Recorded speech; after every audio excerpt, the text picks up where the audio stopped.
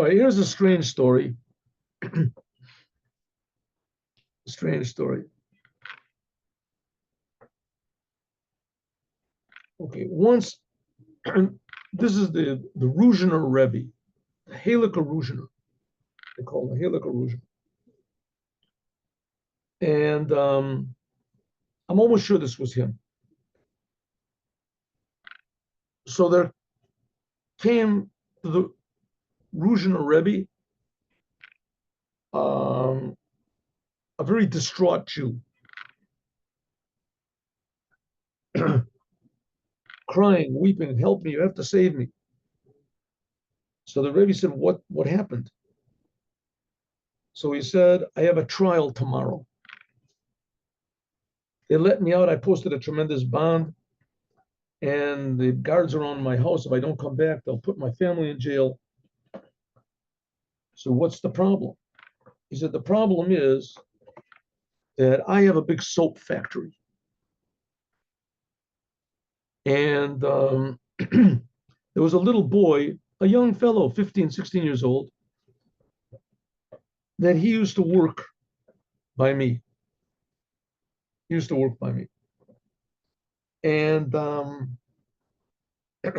he told me that his mother remarried. His father passed away, his mother remarried. And the man that his mother remarried, non-Jews, Gentile, he was very cruel to him. He already had 2 sons from a previous marriage, his stepfather, and they used to beat him up. And his father used to just sit there and get drunk and watch how they beat him up. And he used to enjoy it. And now he was going crazy. He didn't know what to do. And, can I help him? So I said, listen, you can stay by, here. I didn't exactly know how to help him. What? I said, why don't you go to the police? So listen, if the police don't come immediately, my father will kill me. And he also has connections with the police. Anyway, so this boy, I treated him as well as I could, and I helped him as much as I could. And I really didn't understand the severity of the situation. How much they were beating him up. Anyway, this boy one day, after a severe beating that he got, he snuck in the nighttime to the soap factory, and he hung himself, committed suicide. He went up to one of the rafters, and he had a rope, and he hung himself. And God forbid, but that's what he did. So I came in the morning, opened up the factory, and there I see the body is hanging. Now it happens to be that it was hanging over a big vat where we make soap from. Well, how do they make soap? They put fat and other things into this big vat, and they boil it. It's a very high temperature. It has to be going all the time. Very difficult to make the fire. It takes a long time to make the fire. It's going and bubbling all the time. And in the nighttime, it's covered over. But he went above this, maybe even stood on the vat, whatever, and that was the highest place, and he put the rope in it and he hung himself. So I realized that if they find this body here, that I'm in big trouble. Because the Jews were always right at the edge of, of blood libels. Any excuse that they had to get the Jews, they would do it. I mean, now that's what's happening in the whole world, right? So everybody's just, really happy to hear something bad about the Jews. Hate the Jews. And so I didn't know what to do. So, I figured I'll go up and maybe I'll bury him. But anyway, what happened was when I was cutting the body down, as it fell onto the top of the vat, and the lid moved, and he fell into the vat, and his body dissolved with his clothes and everything. It was just tremendously hot, this vat. And so I thought to myself, listen, maybe this is the best thing. The body is dissolved. There won't be any evidence. Anything happened. But to my great misfortune, one of the neighbors saw the boy go in. And he didn't see him come out. Saw the boy go in. He didn't see him come out in the morning. And he when he heard that the boy was missing, so he went to the police, and he said what he told They saw that the boy went into the factory and he didn't come out. And they came and they looked around and they found, one of his shoes or something like that, whatever it is. And the testimony of this one. And the police immediately came and they arrested me. And they put me in jail. And they gave me one day. They gave me a day, 2 days, whatever, to go and find a lawyer or somebody. And I had to post a tremendous bond. And also my family is, surrounded, the house is surrounded. They'll put all my children, my wife in jail with a. So I have to go back. What can I do? So the Ruziner thought for a moment. He said, I'll be your lawyer. I'll represent you. I'll represent you. And so they went into the court. He said, you have nothing to worry about. So they went into the next day. And they go into court. There he is, and sitting in the court. And there's guards over. The place is packed with people. Everybody wants to see. This is, there was no, those days, there was no television, no whatever it is. So everybody was bored out of their minds anyway. But to find a Jew guilty, oh, this is great. So there comes in the next door neighbor. They bring testimony. They bring testimony. And first of all, comes in the next door neighbor. The next door neighbor says, I saw the boy go in. And then afterwards comes the police. They said, yes, we discovered the shoe was there. Then afterwards, there comes the stepfather. The stepfather comes in and he says, the boy, I loved him so much. He was so good to me. And he used to complain about how bad the Jew was. He was really afraid of the Jew. Of course, a total lie, but how good are the Jews. And Frankie's crying. His two sons are also crying. We loved him so much. He was our friend. And he's so boy, he was an orphan. His father passed away. And now this evil Jew killed him. Then they bring the priest. The priest comes in and he gives this diatribe against how bad the Jews, not just now they started, from the beginning of time they did it. And the Cain killed Abel because Cain was a Jew. And this, going on and on and on. And how they killed Haman and they killed Paro and they killed all these innocent people. And these wonderful, Nebuchadnezzar was so wonderful, such great. Okay, so now the judge says, okay, we hear everybody, and the crowd is just like seething, they're just, and the Jews are bloodthirsty and they're taking our children. Who knows what he did with them? So the judge says, okay, we've heard the prosecution. Now let's hear from the defense. What have you got to say? So the Ruziner Rav stood up and he said, Your Honor, the whole case is completely false. There's no grounds whatsoever. So what do you mean there's no grounds? They saw the boy go in, said because the boy is still alive. He's not even dead. And to prove, everybody said, what are you talking about? And to prove it, he said, here, he'll come in through that door. All of a sudden the door opens up and the boy comes in. The boy came in. And he came in. Everybody's amazed. And he's standing in front of and especially the Jew, he saw that the boy, he cut the thing down. The boy boiled. It was dead, right? And he boiled. There's nothing left of him. There he's standing there. And the boy says, Your Honor, it's not so. This Jew is my friend. He was my only friend in the world. My stepfather, this evil man, used to beat me. He was the one who drove me crazy. That's why I ran away. As soon as his stepfather hears this, he and his sons jump up from where they are and they grab a hold of the boy and they beat him and they kill him. They kill him in front of the judge. Judge says, what are you doing? Stop him. Stop him. Before they could, they already broke his neck and they were stamping on him. They're killing him. And get him and they take him away in chains. So the judge says, we're sorry, we didn't mean it we're sorry, apologizes to the Jew that we made you all this trouble and